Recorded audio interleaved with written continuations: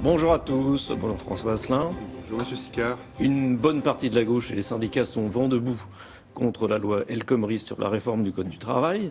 Ils parlent de cadeaux faits aux patrons. Vous êtes patron, Oui. vous devez être content. Oh, non, je suis pas content. Je suis content parce que je suis dans l'émission qui donne la bonne humeur, Télématin. Et je ne comprends pas qu'il y ait autant de Français qui soient de mauvaise humeur parce que lorsqu'on regarde, franchement, sur le fond, le texte proposé par Madame El Khomri, lorsqu'on regarde les réformes qu'ont fait d'autres pays européens avant nous sur leur marché du travail, franchement, c'est resté relativement light. C'est resté relativement light. Alors, Vous trouvez que ça ne va pas assez loin? oh, c'est pas cela, c'est-à-dire que nous sommes dans un pays, d'ailleurs c'est très révélateur, où les résistances au changement sont incroyablement pugnaces, hein, alors que tout simplement, il faut arriver à déverrouiller le marché de l'emploi. Et lorsqu'on regarde vraiment sur le fond ce texte, je ne vois pas en quoi on précarise un petit peu plus l'emploi salarié. Non, ce qui est très précaire aujourd'hui, c'est de ne pas trouver d'emploi. C'est ça qui est vraiment précaire. C'est contre ça qu'il faut lutter. Donc cette loi, effectivement, qui demande la réforme du marché du travail est importante et nous la soutenons. Alors vous la soutenez parce que pour vous, il y a dedans des points qui sont très importants. C'est quoi les points les plus importants? Alors, vous avez deux grands volets. Il faut savoir qu'effectivement, pour sécuriser l'embauche, il faut pouvoir sécuriser la rupture.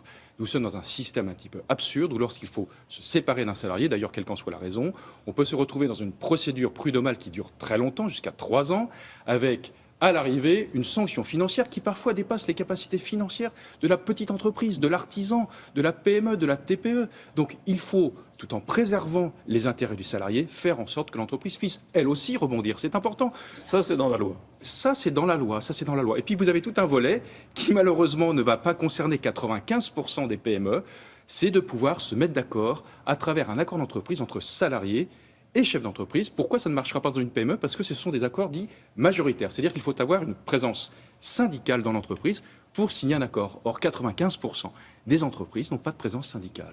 Mais justement, est-ce que la faiblesse des syndicats en France, c'est pas le problème? S'il y avait plus de syndicats, plus de force syndicale, ça ne permettrait pas un dialogue social plus apaisé? Ce que nous défendons à la CGPME, c'est un dialogue social serein et non contraint.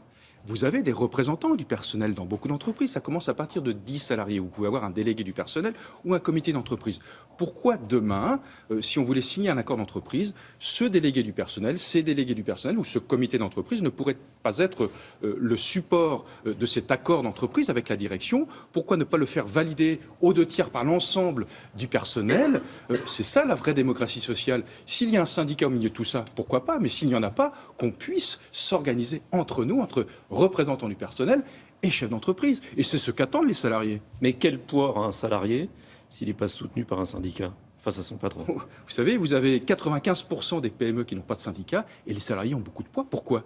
Parce qu'ils partagent exactement la même réalité économique que leur chef d'entreprise, qui bien souvent dans une entreprise de taille artisanale travaille avec ses gars. Alors je ne dis pas que c'est un monde de bisounours, que tout va bien, il suffit d'être deux pour commencer à s'aimer ou commencer à s'engueuler. Et puis c'est cyclique. Mais en attendant, la réalité des uns est la réalité des autres. L'angoisse des uns est l'angoisse des autres. Quand il n'y a pas de travail dans l'atelier, il y a autant d'angoisse chez le chef d'entreprise que parmi les salariés. Il faut simplement, effectivement, avoir un mode managérial ouvert, collaboratif, chacun dans son rôle, hein, à savoir le chef d'entreprise qui assure le risque et qui l'assume, et puis les salariés qui doivent, ensemble, avec la direction, faire tourner la boutique.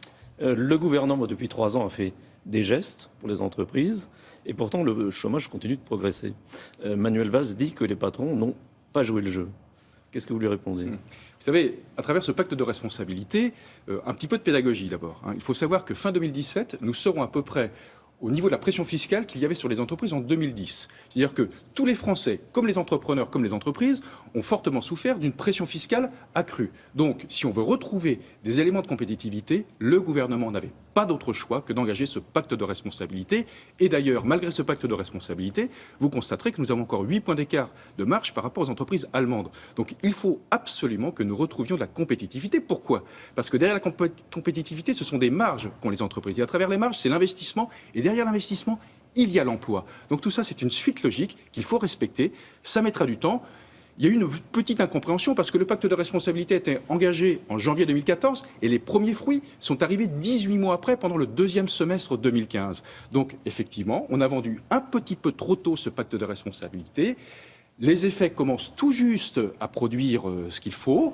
Eh bien maintenant, il faut continuer dans cet effort et réformer l'environnement économique des entreprises, à savoir le marché du travail, à savoir rééquilibrer le poids de la sphère publique par rapport au secteur marchand. 56% de la richesse est pompée par la sphère publique. Nous sommes les deuxièmes après le Danemark. Comment voulez-vous que notre pays ait assez de marge de manœuvre pour remettre du charbon dans la machine économique? Mais qu'est-ce qui remonte du terrain? Est-ce que vous avez le sentiment que les patrons, aujourd'hui, sont prêts à embaucher?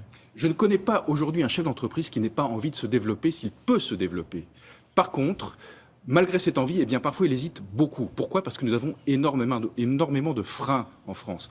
Ce que je viens de vous expliquer. Quand vous regardez par exemple que plus on va vouloir sécuriser l'emploi salarié, il faut faire très attention parce qu'on risque de détruire de l'emploi. Nous sommes tous les jours sollicités par des dérives de l'emploi, des salariés détachés. Vendredi dernier, je recevais encore une offre de service d'une entreprise portugaise qui me proposait des travailleurs à 15 € TTC de l'heure. Mais c'est terrible. Je veux garder mes salariés français parce que je les connais, ils me connaissent, comme dans le cas de beaucoup de PME et d'entreprises de taille artisanale. Donc il faut faire très attention. Il y a des entreprises où ça se passe moins bien. Il y a des entreprises où ça se passe pas bien. Bien sûr, mais vous avez 1 650 000 entreprises qui ont au moins un salarié en France. Et parmi celles-ci, vous savez, l'immense majorité a envie de voir la France réussir. Et réussir la France, pour que la France réussisse, il faut que le secteur marchand réussisse. Et la victoire du secteur marchand, ça sera la victoire de tous les Français. François Hollande espère une baisse du chômage en 2016. Est-ce que vous pensez que ça se réalisera?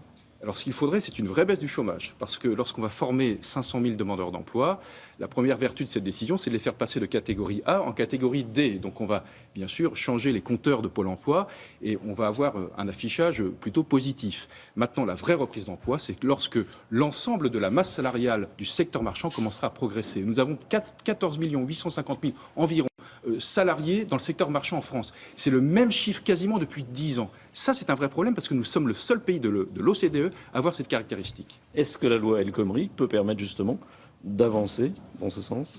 C'est un des curseurs qui permettrait effectivement d'avancer dans ce sens. Tout à fait. Est-ce que vous avez le sentiment que la loi, telle qu'elle est aujourd'hui, sera la loi qui sera adoptée par le Parlement? Alors là, vous avez maintenant, avec la fronde qui s'est organisée en amont, vous avez tout le parcours parlementaire qui va s'engager. Je crois, si vous voulez, qu'au bout du bout, il y aura, à mon avis, beaucoup d'amendements qui vont venir certainement, malheureusement, complexifier ce texte. Vous avez, par exemple, à l'intérieur du texte, le compte personnel d'activité. Ce compte personnel d'activité, je ne vais pas vous faire un scoop en vous disant ça, mais je suis prêt à prendre le pari. Il sera chargé un peu plus qu'il ne l'est actuellement, c'est-à-dire qu'on va mettre dedans le compte personnel de la pénibilité, on va mettre certainement du compte épargne-temps, c'est-à-dire que nous sommes en train d'ouvrir de nouveaux droits, très bien, sauf qu'on ne sait absolument pas comment les financer et comment tout cela va fonctionner. Et d'ailleurs, je vais vous annoncer une chose, c'est que sur le compte personnel de prévention de la pénibilité, avec la FNSEA, la CGPME, nous avons écrit au Premier ministre pour demander deux choses. Une année blanche, voilà, pour savoir si ce dispositif peut fonctionner. Et puis, deuxièmement, savoir exactement une vraie étude d'impact pour savoir le coût. Parce qu'est-ce que nous ne sommes pas en train de créer une bulle qu'on va refiler à nos enfants qui ne pourront même pas financer? Merci. Je vous en prie.